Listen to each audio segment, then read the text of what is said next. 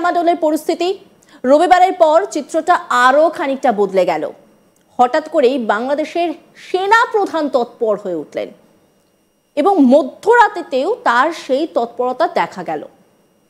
তারপর বার্তা দেওয়া হলো, হঠাৎ করে বাংলাদেশের রাস্তায় যে ছবিটা দেখা গেল যে সেনা রীতিমতো হেঁটে যাচ্ছে, যদিও সেই ছবির সত্যতা আজ তাক বাংলা যাচাই করেনি, কিন্তু তবুও সেই ছবিগুলো কিন্তু সোশ্যাল মিডিয়ায় ভাইরাল রীতিমতো।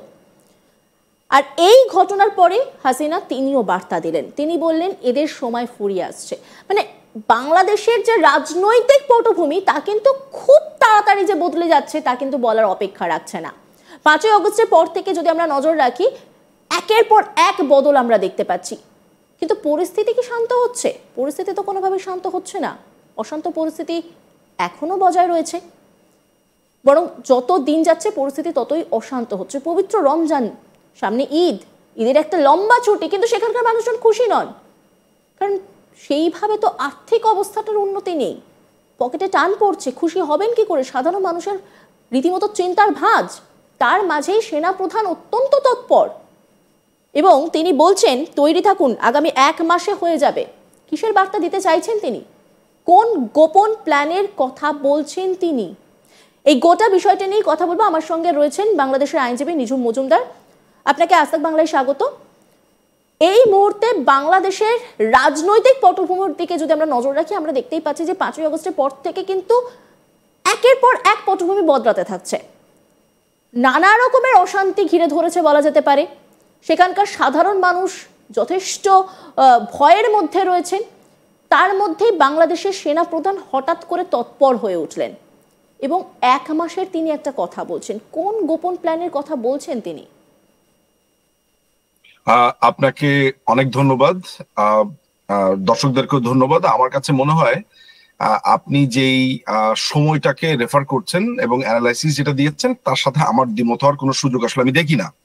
আমি আপনাকে বরঞ্চ আরেকটু যোগ করতে পারি, সেটা হচ্ছে যে এই যে আপনি সিচুয়েশন চেঞ্জের কথা বলছেন, একের পর এক পট পরিবর্তনের কথা বলছেন, আমার মনে হয় বাংলাদেশের যে আর্থ সামাজিক সমস্ত কিছু প্রেক্ষিত যদি আপনি বিবেচনা করেন, তাহলে বলা যেতে পারে বাংলাদেশের প্রত্যেকটা জিনিসকে কিভাবে ডুবিয়ে গলা টিপে হত্যা করা যায় তার একটা মহড়া, তার মনে একটা সর্বশেষ চেষ্টা চলছে।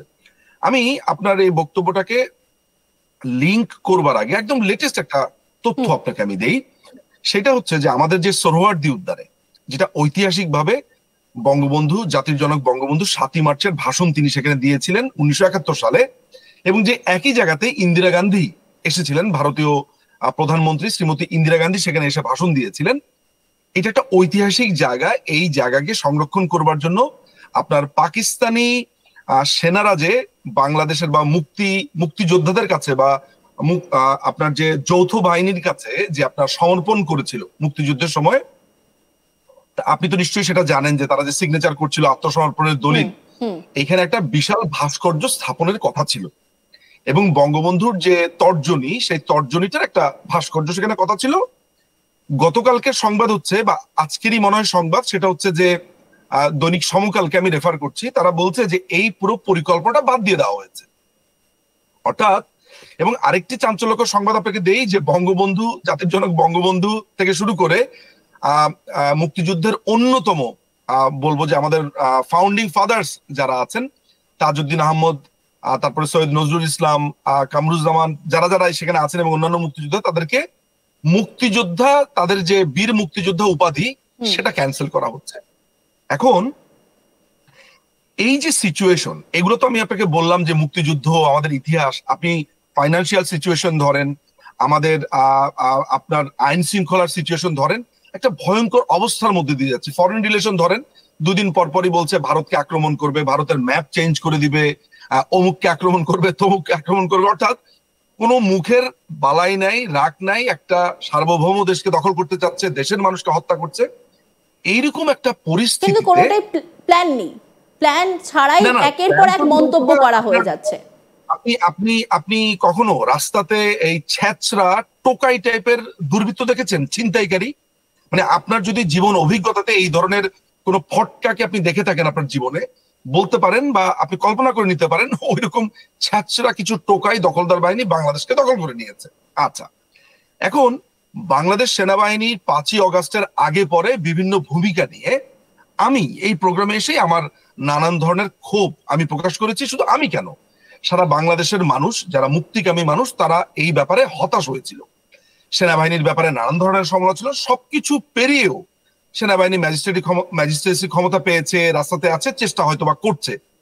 সেই প্রসঙ্গকে পেরিয়ে আমি যদি বলি, সাম্প্রতিক সময় এই টোকাই পার্টির, অর্থাৎ যারা নিজেদেরকে এনসিপি নামে একটি পার্টি খুলেছে, তারা তখন বলছে যে সেনাবাহিনী নাকি বাংলাদেশ আওয়ামী লীগকে রিফর্ম করবার ট্রাই করছে, বাংলাদেশ আওয়ামী লীগকে তারা রাজনীতিতে ফিরিয়ে আনতে চাচ্ছে, এই কারণে তারা সেনা প্রধানের পদত্যাগ চেয়েছে এবং সেনা প্রধানকে অকথ্য ভাষাতে গালিগালাজ করেছে। আপনি যেইটা নিয়ে প্রোগ্রামটা শুরু করেছেন এটা হচ্ছে তার প্রেক্ষাপট কি হয়েছিল।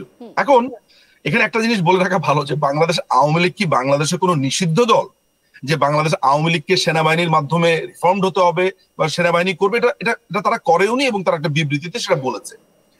এই প্রেক্ষিতে সেনাবাহিনীর যারা জুনিয়র অফিসাররা ছিলেন, সিনিয়র অফিসাররা ছিলেন, মিড লেভেলের অফিসাররা প্রত্যেকেই প্রচন্ড রেগে গেছেন এবং তাদের এক ধরনের ইউনিটি তৈরি হয়েছে যে তোমাদের এত বড় স্পর্ধা, তুমি সেনা প্রধানের দিকে আঙ্গুল তোলো, তুমি সেনাবাহিনীকে, এবং তাদের একজন বলছে ক্যান্টনমেন্ট পুড়িয়ে দেবে, গুড়িয়ে দেবে, এবং তাদেরকে সারমেয়র সাথে তুলনা করেছে সেনা প্রধানকে।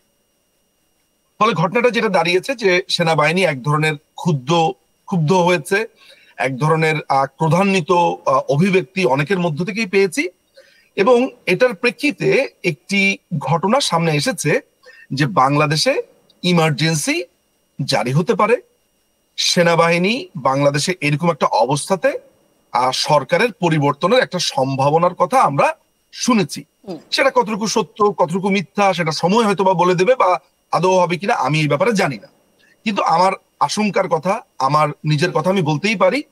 আমার কাছে মনে হচ্ছে যে বাংলাদেশ এখন, এটাকে আমি বাংলাদেশ আসলে বলতে চাই না, আমি বলি পূর্ব পাকিস্তান, কারণ 5ই অগাস্টের পরে এটা পূর্ব পাকিস্তানই হয়েছে। এখানে মধ্যযুগের দিকে ক্রমাগত যাত্রা, আর পুরো রাষ্ট্রটাকে একটা মৌলবাদী রাষ্ট্র বানানো, হত্যা, ধর্ষণ, সবকিছু মিলে একটা মধ্যযুগ। ফলে এইরকম একটা সিচুয়েশনে আমি, আপনি, আমরা যারা সাধারণ মানুষ আছি, স্বাভাবিক মানুষ আছে, আপনি তো ভারতের নাগরিক এবং আপনি এখান থেকে বাংলাদেশকে যেভাবে দেখেন, এইভাবে তো একটা সভ্য রাষ্ট্র বা এই যুগে এসে একটা রাষ্ট্র চলতে পারে না। ফলে সেই আশঙ্কাটার জায়গা হয়েছে। এবং যে 1 মাসের কথা বলা হচ্ছে বা যে এই এখনই ক্ষমতা নিচ্ছে, আমি আসলে সেভাবে টাইম ফ্রেমটা বলতে পারি না। তবে আমি আপনাকে একটা কথা নিশ্চিত ভাবে বলতে পারি, যে আমি আবার বলছি, আমি নিশ্চিত একটা ব্যাপারে, যে এই দখলদার টোকাই বাহিনী খুব বেশি দিন নেই। এই কথাটা আমি বারবার বলছি, আজও আমি সে কথা বলছি, যে এই টোকাই বাহিনীর খুব বেশি সময় নেই। Now you can count the days